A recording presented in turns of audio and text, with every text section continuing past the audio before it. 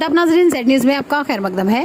Baisakhi festival के मौके पर CEO PDA doctor Mohammad Tanveer की ज़ेर निगरानी महकमा सयाहत ने म्यूनसिपल काउंसिल पुंछ के ताउन से आज श्रोमणी डेरा संतपुरा नंगाली साहब पुंछ में सफाई मुहिम का इनेकाद किया।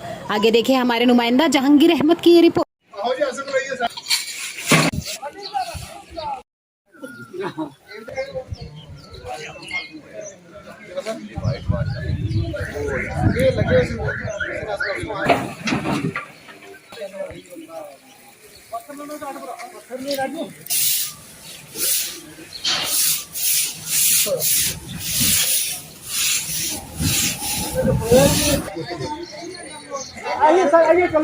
पुंछ विच बल्कि पूरे जम्मू कश्मीर जो श्रोमणी डेरा नगारी साहब जी ने उत्थे जो बैसाखी का त्यौहार है वो हर साल जोड़ा है बड़े धूमधाम नाल मनाया जाता है। और हर जो एडमिनिस्ट्रेशन जी पुंछ है उस वालों सानू हर किसी को हर साल जी है मदद की जाती है। कोई भी दिक्कत नहीं आती।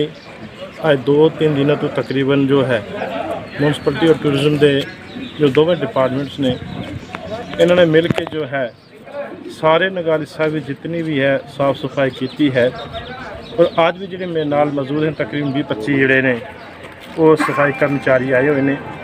सफाई चल रही है साहब SSP साहब और जितने जो ऑफिसर लोग से ने उन्हें खास करके DC साहब ने इतने जो डेरा सब विखरा के मीटिंग ली है। सारे डिपार्टमेंट जो इतने बुला के उन्होंने ऑफिसर लोग जोड़े सन उन्होंने हदायत दी है। उन्हें अपनी ड्यूटियाँ जी डिप्यूट की गई ने और बिल्कुल अपनी ड्यूटियाँ के पाबंद ने और ड्यूटियाँ निभा रहे हैं। और आस करते हाँ कि जो बैसाखी का त्यौहार है वो बड़े पद्धर से बनाया जाए। फिर मैं एक बार जो डिस्ट्रिक्ट एडमिनिस्ट्रेशन है उन्होंने भी बहुत बहुत धन्यवाद करता। जैसा कि respected CEO tourism development authority Poonch ने बता ही दिया है, 14 तारीख को जो बैसाखी का त्यौहार है उसको मनाने के लिए यहाँ नगाली साहब में हमें जो भी ड्यूटी असाइन की गई थी, सैनिटेशन ड्राइव हमने चलाई, इलेक्ट्रिफिकेशन जो भी हमारे ज़िम्मे काम लगा था, आज टूरिज़्म डिपार्टमेंट के साथ मिलकर हमने ये सैनिटेशन ड्राइव चलाई है। तो इसमें हमारे सारे सफाई कर्मचारी जितनी इक्विपमेंट्स थी हमने वो यहाँ यूज़ किया। यहाँ जो हमारा 14 तारीख को यहाँ बैसाखी का मेला हो रहा है उसके सिलसिले में यहाँ पे हमारा tourism department collaboration with municipality के यहाँ पे आए और यहाँ पे हमने जो सैनिटेशन ड्राइव चलाई है।